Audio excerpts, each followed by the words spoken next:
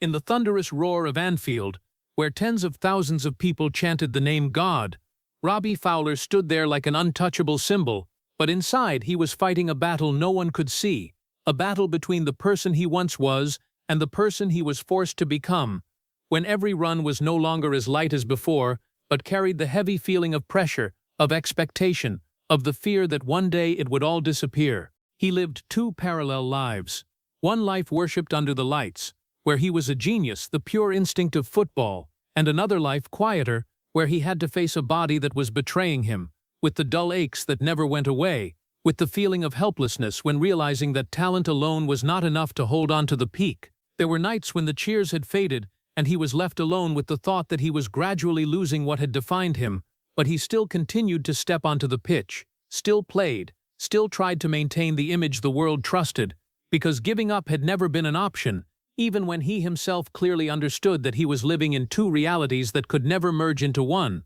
a reality of glory and a reality of prolonged unexplained injury. But it was precisely in that seemingly short period that Robbie Fowler managed to leave a legacy that not many strikers in history could match. He scored more than 180 goals for Liverpool FC, becoming one of the greatest goal scorers in the club's history, won the PFA Young Player of the Year award twice, featured many times among the top scorers in the Premier League, played a major role in helping Liverpool win the treble in 2001 with the FA Cup, League Cup and UEFA Cup. He also wore the England national football team jersey and left his mark on the international stage. His goals were not just numbers but moments that defined an entire generation of fans, from the fastest hat-trick in Premier League history at that time to the unpredictable one-touch finishes. All of it created an image that time could not erase, a striker who at his peak seemed unstoppable. Please hit like and subscribe to the channel if you want to continue the journey behind the spotlight of Robbie Fowler,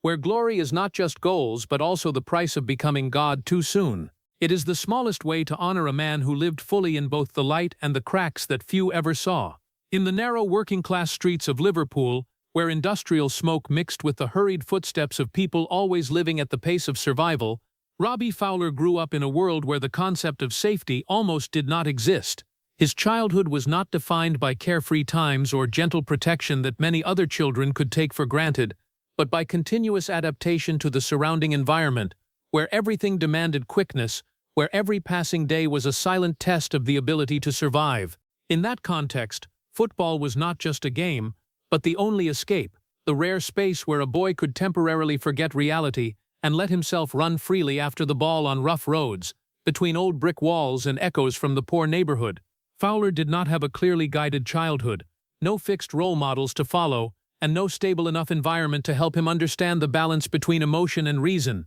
Instead, he formed his own worldview through collisions, through competition, through constantly having to prove he was not weaker than anyone around him, and that created an extremely sharp competitive instinct, a kind of intuition that barely needed thought, where he always knew how to move, where to appear, when to finish to make a difference. But along with that instinct came a deficiency no one saw, a void in how he handled pressure, because when a child grows up in an environment without mental protection, he learns to react instead of learning to understand, and Fowler was no exception. He grew up with reflexes faster than emotions, with actions stronger than thoughts, and that later became part of what shaped his playing style, both terrifying and unpredictable. In street football matches, where there were no referees, no clear rules, only pure competition, Fowler learned early that only those who did not hesitate would survive, only those who dared to rush into space would have a chance to win, and that simple but harsh philosophy followed him throughout his growing years, turning him into a player always ready to react instantly to every situation, without overthinking, without long analysis, only instinct and decisiveness. However, the early formation of that instinct also meant he never really had time to learn how to control it, because in his world, everything happened too fast, from small matches in the neighborhood to the first steps when he entered the professional football environment, where pressure no longer came from kids in the same area, but from an entire huge system of expectations. From a very young age, Fowler began to be noticed not because he tried to be special, but because he could not play football in a normal way. He always found ways to score, always appeared at the right moment, always created differences in situations where it seemed nothing would happen, and that made him a phenomenon from very early on. But parallel to that prominence was something no one spoke about. Fowler did not have a stable emotional foundation to handle everything happening to him. He did not have time to understand what pressure was, to learn how to face failure, or to build the patience necessary for a long-term career. Instead, he only knew how to keep moving forward, keep reacting, keep living in a state of constantly having to prove himself. And in that process, a special person was formed, someone who carried both the purity of instinct and the fragility of an unprotected childhood. And when the door to professional football opened, Fowler stepped in not as a dreamy boy, but as someone already accustomed to fighting from a very early age, carrying both the light of talent and the darkness of a past that had never been healed, so that all of it would gradually lead him to a peak that even he did not know would change the rest of his life. When he entered Liverpool FC's youth system, Robbie Fowler did not carry the image of a boy learning the trade of football, but like a natural phenomenon just brought into the professional environment where everything happened faster, more precisely, and much harsher than the streets of Liverpool where he had grown up.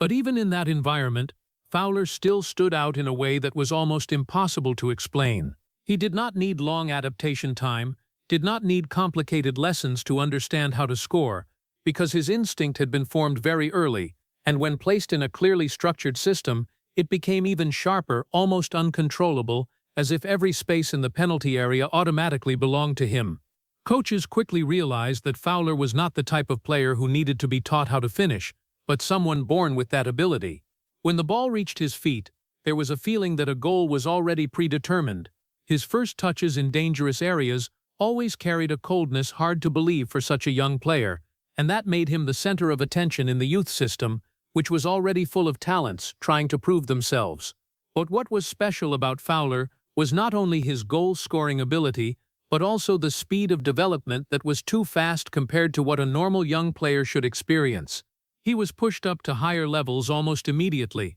not because he asked for it, but because his effectiveness made every level below too easy, and this created a dangerous paradox. When talent advanced faster than maturity, a person would begin to step into environments they were not emotionally ready for. Fowler did not have a solid psychological foundation built like players trained systematically under modern standards later on. He did not have deep enough mental protections to help him face pressure, failure, or the huge expectations gradually forming around him. Instead, he only had instinct and absolute confidence in his goal-scoring ability. That helped him pass every level easily, but it also left him lacking the ability to self-adjust when things no longer went smoothly. In youth matches, Fowler scored with astonishing regularity, but what was more noteworthy was how he did it. Not through complex tactical calculation, but through natural reflexes, as if he always appeared exactly where the ball would go. And this made him a player who could not be taught more, because everything was already inside him.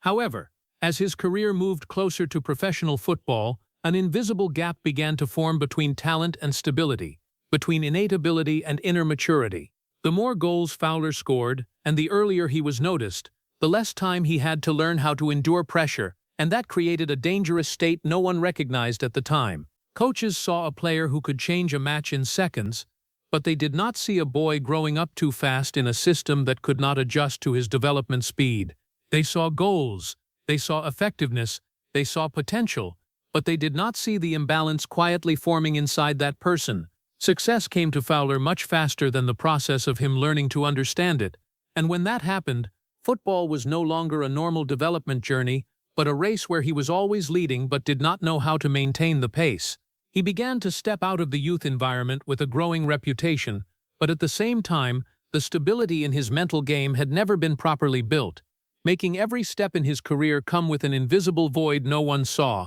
and that very void would gradually become the foundation for bigger upheavals in the following years, when football was no longer just a place for him to score, but began to become a place where he had to fight to hold on to himself. When the door to Liverpool FC's first team opened, Robbie Fowler did not step in like a young player waiting for his chance, but as if he had always belonged there, a near-natural presence in the penalty area, where every movement of his seemed pre-programmed to lead to a goal. In a short period of time, the English football world began to realize they were witnessing a phenomenon that could not be explained by ordinary standards, because every time Fowler touched the ball in dangerous areas, it felt like time slowed down, and then everything ended with a clean, precise finish without excess. His first matches for the first team quickly became a series of explosive moments, where he not only scored but scored with a regularity that left the stands in awe, as if putting the ball in the net was not a goal but a survival instinct. In the eyes of the fans,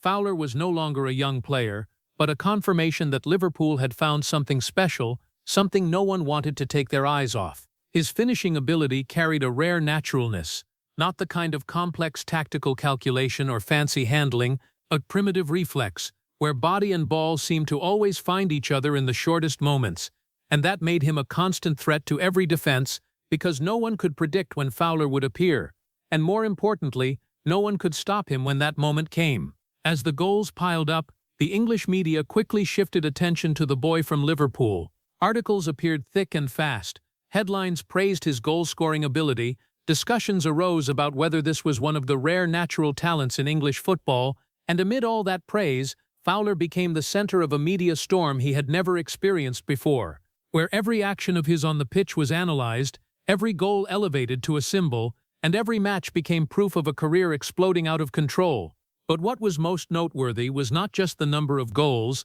but the feeling he brought every time he stepped onto the pitch, a feeling that he did not need to try to be special, because being special seemed to be part of his nature, and that made fans believe they were witnessing a player who could change the entire landscape of English football for years to come. However, as success came at dizzying speed, Fowler's life rhythm also began to change in a way no one really noticed. From quiet youth matches to huge pressure-filled stadiums, from simple training sessions to ever-growing expectations, everything around him began to accelerate, and that made his life no longer a natural development process, but a continuous chain of events with no breaks. While he continued to score with astonishing ease, inside him another state began to form, an adaptation to the speed that even he did not realize, where every match was not only an opportunity to shine, but also a requirement to maintain the image people were building about him. And in that explosion, one important thing gradually got overlooked.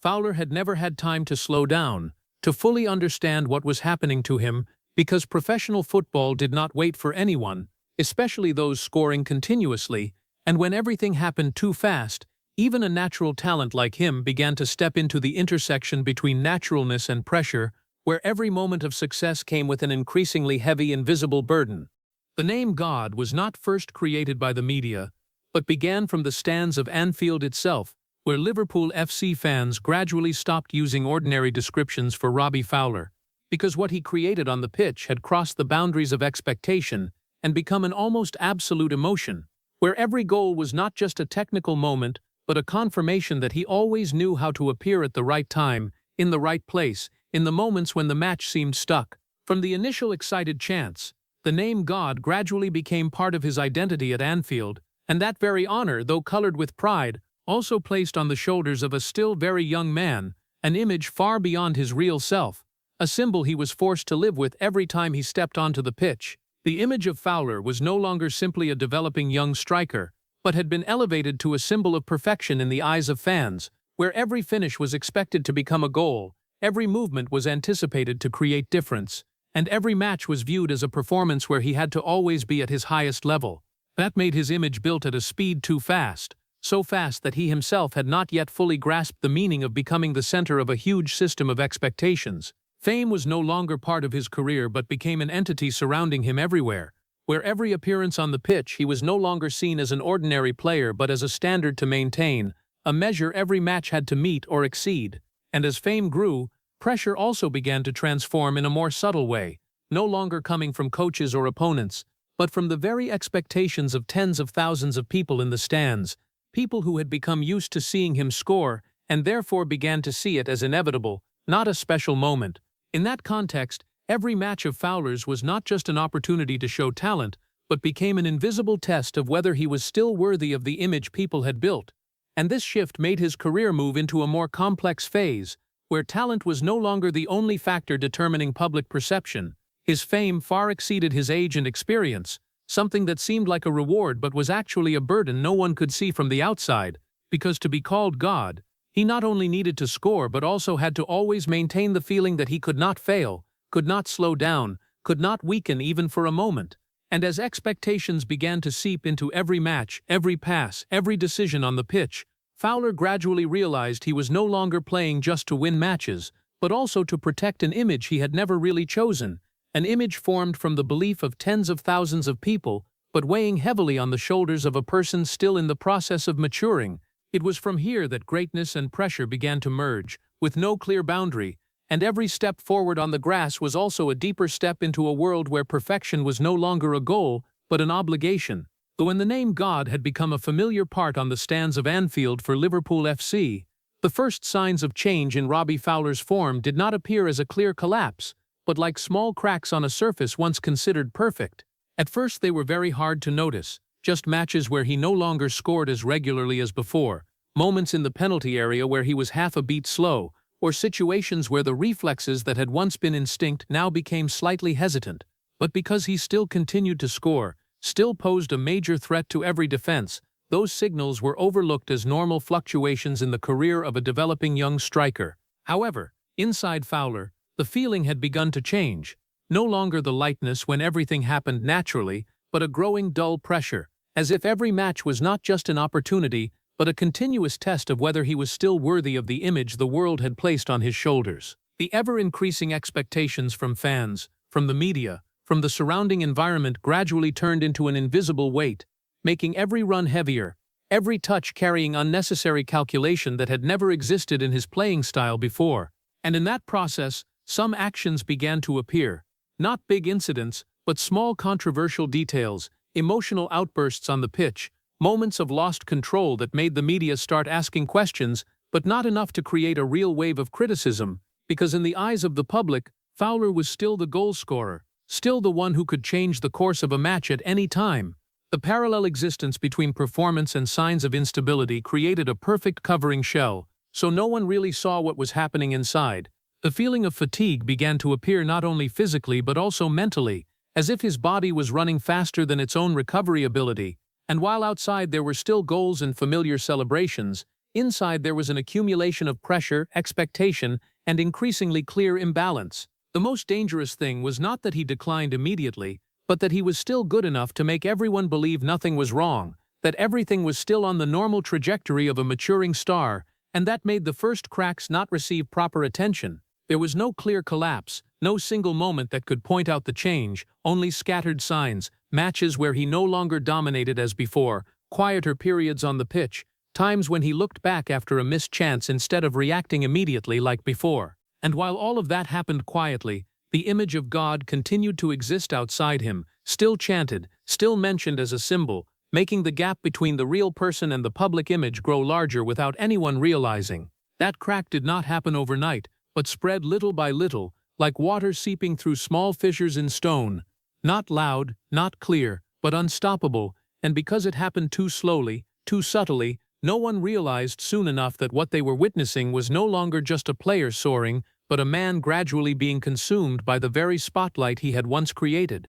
Robbie Fowler's life off the pitch began to change in a way no one in the football world could see from the outside, because when the stadium lights went out, when the God chants from the stands disappeared, he was no longer the celebrated symbol but only a person trying to find a normal life rhythm in a world that was no longer normal for him. Fame came too early, too fast, blurring the boundaries between personal life and career. When every public appearance became an event, every small action observed, analyzed, and sometimes exaggerated beyond reality, making him begin to feel like he no longer had the right to live a truly private life. The pressure of fame did not stop on the pitch but extended to everyday moments, where he should have been able to rest, to separate from football, but instead was still surrounded by expectations, by attention, and by the God image the world had attached to him too soon. Gradually, that began to affect Fowler's psychology more clearly, not through big collapses, but through the accumulation of prolonged fatigue, unresolved thoughts, and the feeling that he was living in a space where everything was defined by performance. He still stepped onto the pitch, still played for Liverpool FC with high professionalism, but the initial feeling of freedom in every touch gradually disappeared, replaced by caution, by the pressure to maintain an image that had been shaped long before, making every decision on the pitch no longer completely natural as before. Moments that once brought pure joy now became heavier, when every goal was not just success but a mandatory requirement to meet the expectations of tens of thousands of people, and every match was not just a game but a continuous test of whether he was still worthy of the title fans had given him. It was in this period that the two people inside Fowler began to separate more clearly than ever, one person still appearing on the pitch in red, still scoring, still an important part of the team, and another quieter person, less seen, gradually losing balance in personal life, trying to adjust his life rhythm in a world where everything revolved around football. This separation did not happen suddenly but gradually, day by day, match by match, moment by moment, when he realized he no longer fully controlled his own life, as schedules, media, expectations, and public image began to determine almost every aspect of his existence. And while outside he was still a top striker, still chanted in the stands, inside there was a quiet erosion process where the balance between person and symbol became increasingly fragile, making Fowler no longer clearly know which part was himself and which part the world had created for him. The moment that changed everything for Robbie Fowler did not come in a peak match, not under the bright lights of Anfield with Liverpool FC, but in a seemingly very ordinary football situation, where a run, a turn, a seemingly harmless collision became the irreversible breaking point of an entire career. In that moment, there were no roars from the stands, no glory of the God title, only a sharp cold pain shooting down to his knee, making all the reflexes that had once been instinct suddenly stop, as if completely severed. The serious knee injury was not just a medical issue, but an event that changed the entire structure of his being,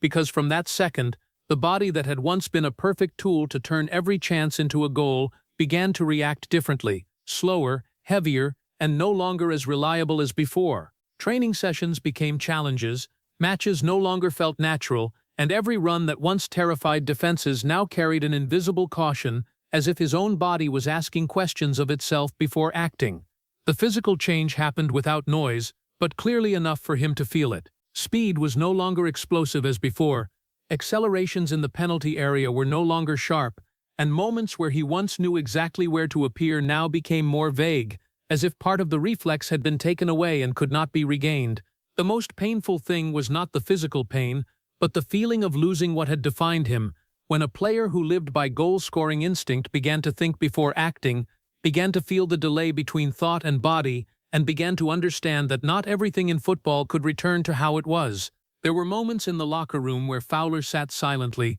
clearly feeling the difference between his present self and his past self, as if two versions existed in parallel but no longer intersected. One side memories of speed, confidence, and naturally arriving goals, and the other side the reality of limits, of efforts that no longer brought the same results. When he returned to the pitch, he still tried, still played in Liverpool FC's colours, still received cheers from the stands, but inside him an unavoidable truth was gradually forming. This body was no longer the same as before, and that meant everything around him would no longer be the same either. Goals still came, but not as regularly as before. Explosive moments became rarer, replaced by prolonged effort, matches where he had to struggle more with himself than with opponents. And in that process, a painful realization gradually appeared, that there were things in football that could not be recovered by willpower alone, that there were limits the body set which the spirit could not overcome forever, and that realization marked an irreversible turning point in his career. From here, Fowler's journey was no longer one of ascent, but a completely different journey, where he had to learn to face his own change, where every match was no longer an opportunity to affirm the peak, but a reminder that that peak might have been left behind forever, and his career, though continuing, had entered a new chapter no one had prepared for. After the serious knee injury, Robbie Fowler did not leave football, but football no longer treated him the same as before. Because when he returned in Liverpool FC's colours, the body that had once been a perfect tool to turn every chance into a goal now became a limit he had to learn to live with, as if every run carried an extra invisible weight pulling him back, making what had once been instinct now need to be calculated, adjusted, and sometimes forced. He still took the field, still stood amid stands that once called him God. But the feeling inside was completely different, because every match was no longer a place for him to express the freedom of a genius striker, but a continuous test of what his body could still do after injuries that could not be erased.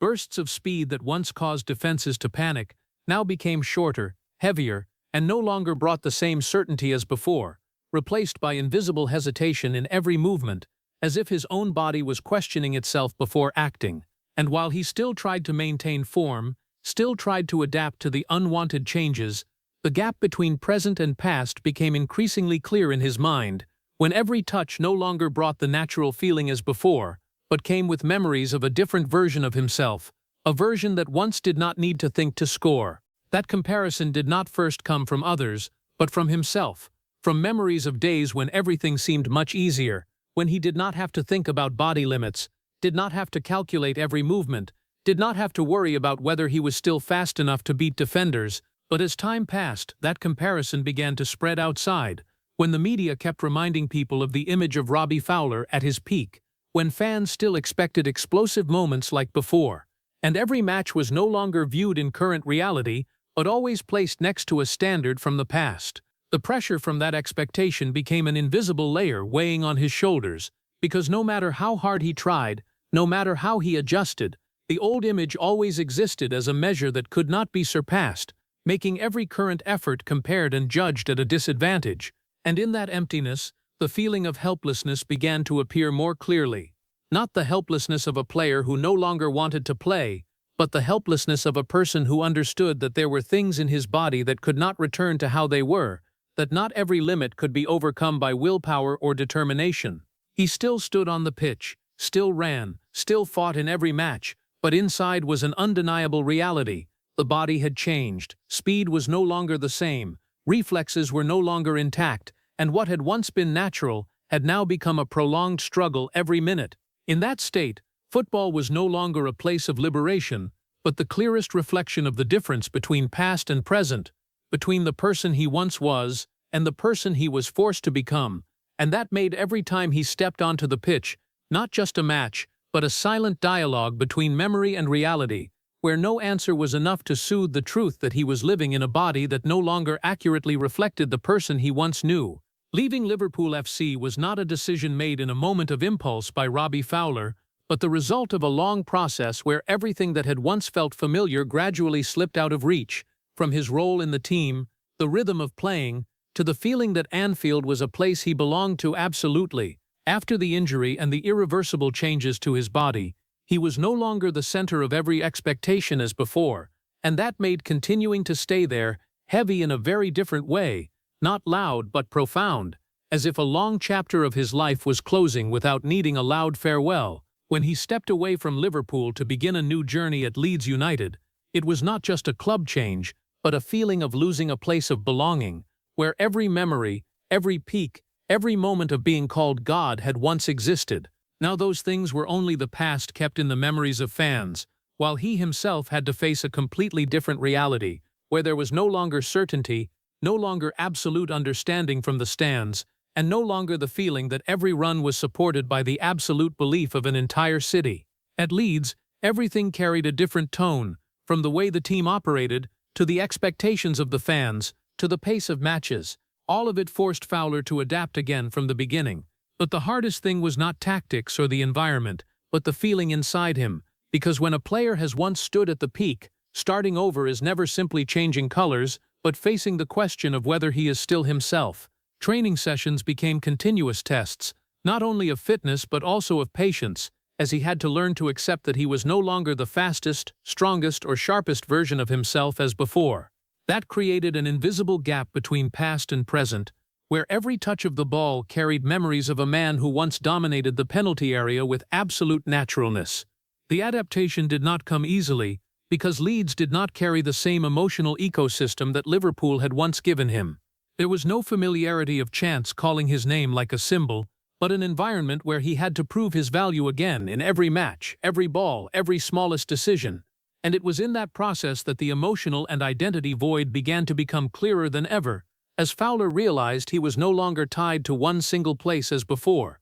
that what had once defined him from the title, the role, to his place in the hearts of fans, was now being scattered in different directions, leaving him in a state of limbo between past and present. There were moments on the pitch when he clearly felt the gap between the person he once was and the person he was becoming, not through criticism but through the very movements of his body, through reaction speed, through the feeling that everything now required more effort to achieve the same result as before. But even so, he continued, because football never stops to wait for anyone to find themselves, and the journey at Leeds became a new chapter, not only of his career, but of an entire process of redefining himself in a world where he was no longer at the center as before. A world where the spotlight had receded into the background, leaving only steps ahead that needed to be calculated more carefully, slower, and more thoughtfully than ever. Robbie Fowler's journey after leaving Liverpool FC did not stop, but it began to take a very different form, where football no longer reflected the image of a god who once made Anfield explode,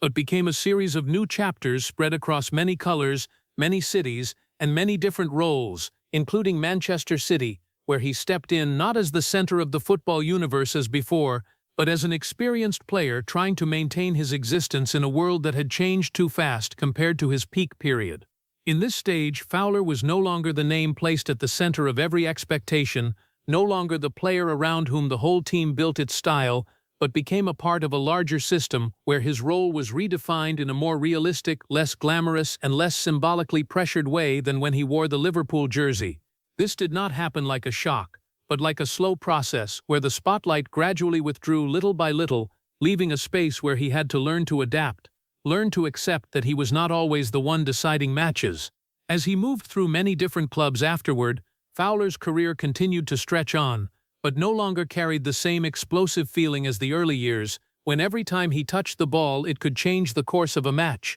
Instead, there were more stable, more practical periods, where he still contributed, still played, but was no longer the focus of every story. And this very change made his image in the eyes of the public gradually fade over time, not because he disappeared, but because football always moves forward, always looking for new names, new symbols, and new stories to replace the old legends. But what is most noteworthy is not that he was no longer at the peak, but the inner feeling when he realized that change, when a player once hailed as a symbol suddenly became part of the normal flow of football, where he was no longer seen as God, but as a former star continuing his career in a different form. There were moments in the locker room, in training sessions, or right on the pitch, when he clearly felt the difference between the person he once was and the person he was becoming, not through words from outside, but through the very silence of glances, through the way people no longer reacted to him in the same way as before. The feeling of watching himself change over time became a very difficult experience to describe,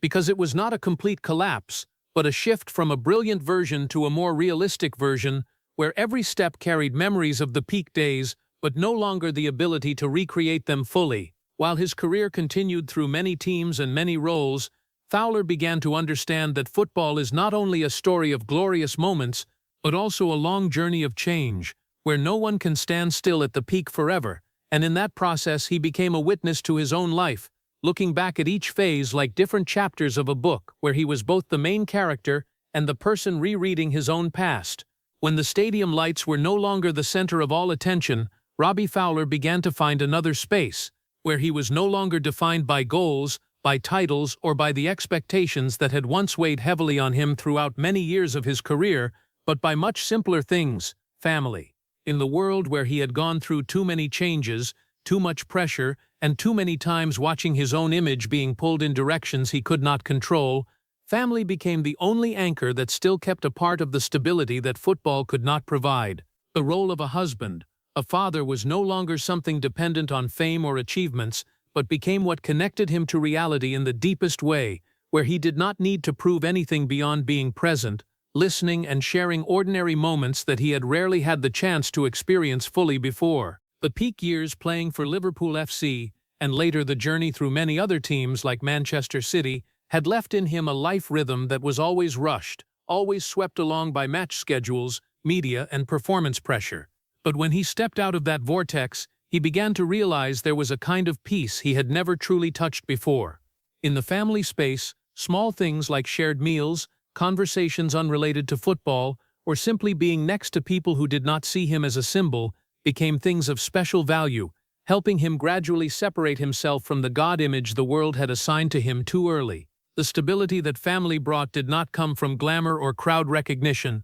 but from the normal repetition of life, where he did not need to score to be accepted, did not need to play perfectly to hold a place in someone's heart. That helped Fowler gradually rediscover a part of the person that professional football had unintentionally blurred over many years, a person not defined by match results, but by simple presence in everyday moments. When he became a father, the feeling of responsibility was no longer tied to career pressure, but shifted to a different, lighter but deeper form, where he began to see life through a different lens, no longer matches measured by goals or titles, but memories created in the silence of family. And in that process, he also gradually understood that fame had once made him the center of every gaze, but could not bring true connection with himself, while family, with its simplicity, helped him reconnect with what he had lost for many years, the feeling of being himself. The noise outside the pitch gradually became more distant, no longer dominating daily emotions as before, and instead there was a slower, more stable rhythm,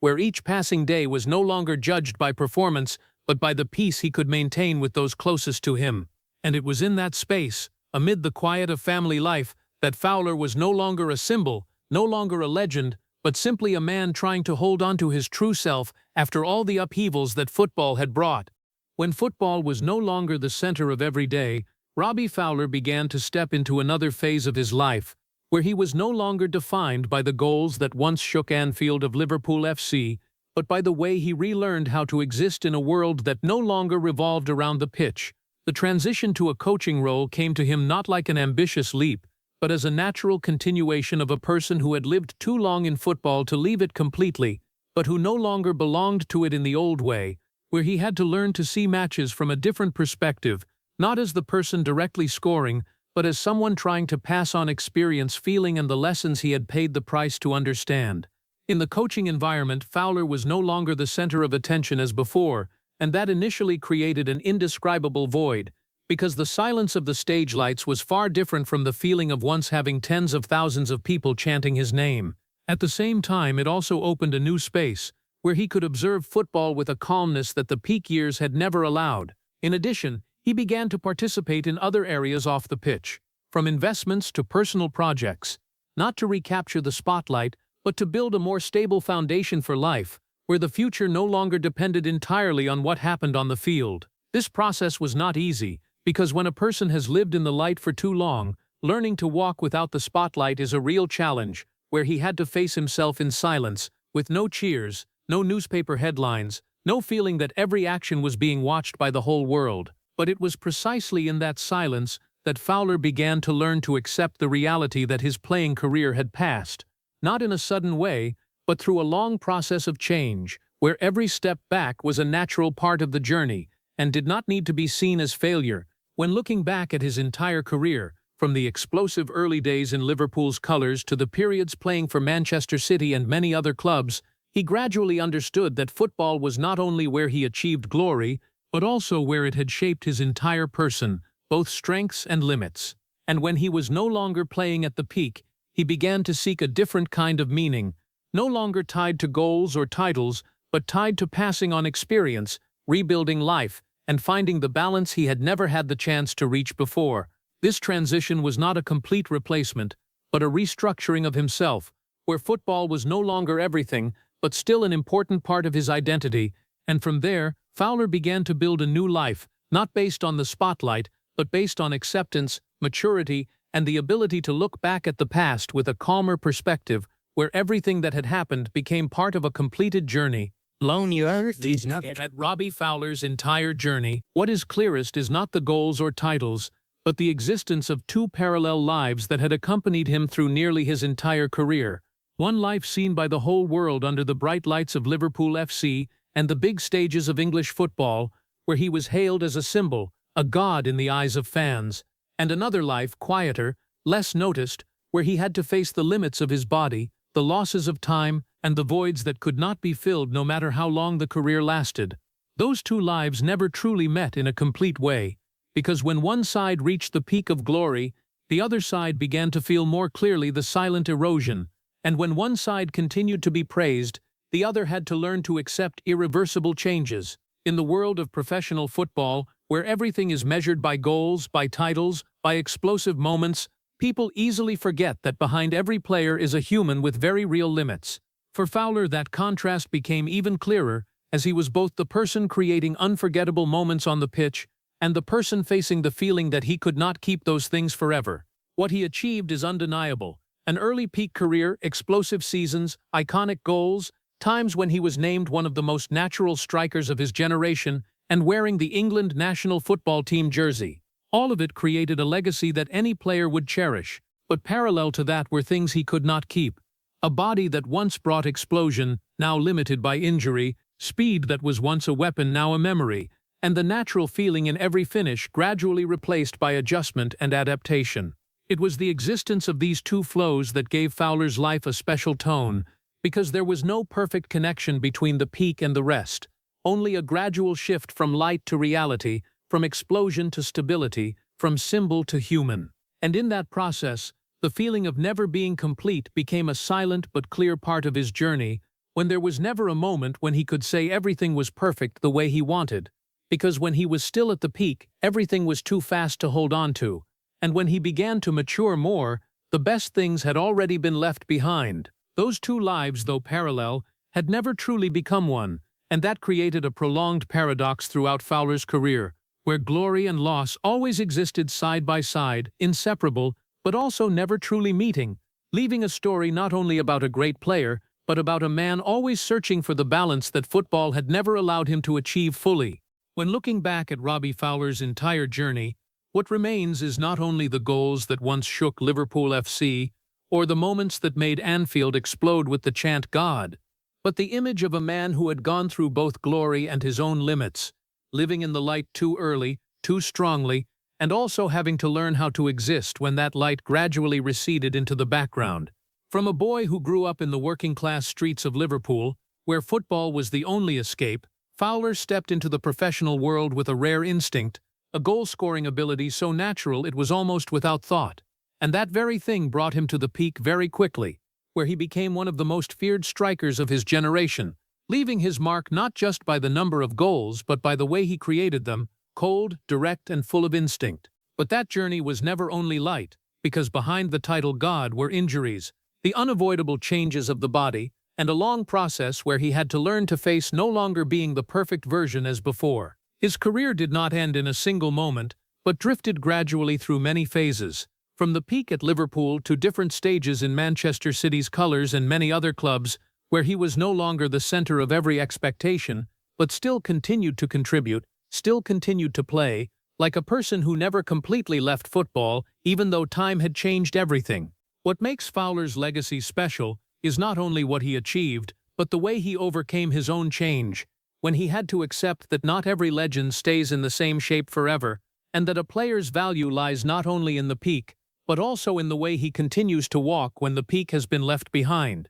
He was not perfect, his career was not a flawless straight line, but that very imperfection created depth for the story, because it reflected the true nature of top-level sports, where no one can maintain perfection forever, and where every person must learn to adapt to the inevitable change of time. The legacy Fowler left is not only in statistics or titles, but also in the memories of fans, in the moments when he made the entire stadium stand up, in the feeling that there was once a time when a player could turn every chance into a goal with pure instinct, and when looking at him in the present, no longer the image of a brilliant symbol on the pitch, but the image of a man who had gone through all the highest levels of football, had lost a part of himself in the process, but still continued to live, continued to walk, continued to be present with the calmness of a person who had clearly understood the true value of the journey he had been through. That acceptance did not come from a single moment, but was the result of a long process, where he learned to look back at the past, not with regret, but with understanding, that not every great thing has to last forever to have meaning. And in the current peace, between the memories of stadium lights and the roaring chants that once called his name like a legend, Fowler no longer tries to chase the past, but simply lives with everything that has made him who he is today, a person who has survived not only the harsh matches, but also the very legend he once became. When looking back at Robbie Fowler's entire journey, what haunts people is not only the goals that once shook Liverpool FC, or the moments when Anfield stands chanted his name as God, but the way a man was lifted too fast and then had to learn how to live when the spotlight gradually withdrew. His story is a quiet but deep and lasting tragedy. A boy who grew up in the harsh working environment of Liverpool, turned football into his only escape, then stepped into the peak too early with a goal-scoring instinct that was almost impossible to explain. But that very rise came with a silent price: knee injuries, physical decline,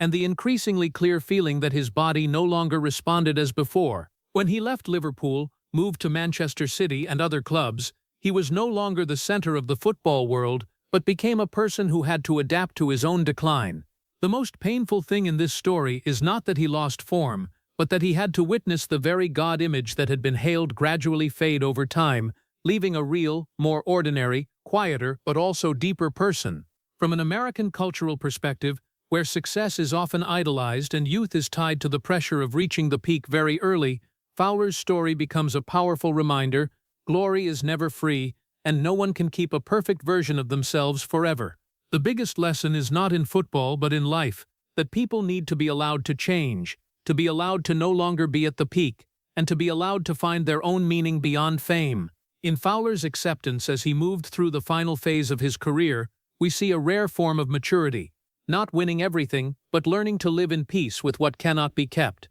And perhaps that is the real victory that many people in the United States, in a society always chasing achievements, need to reflect on. If Robbie Fowler's story has touched you, please hit subscribe to join us on the journeys behind the spotlight of football legends. Thank you for listening, and see you in the next video, where untold stories will continue to be revealed.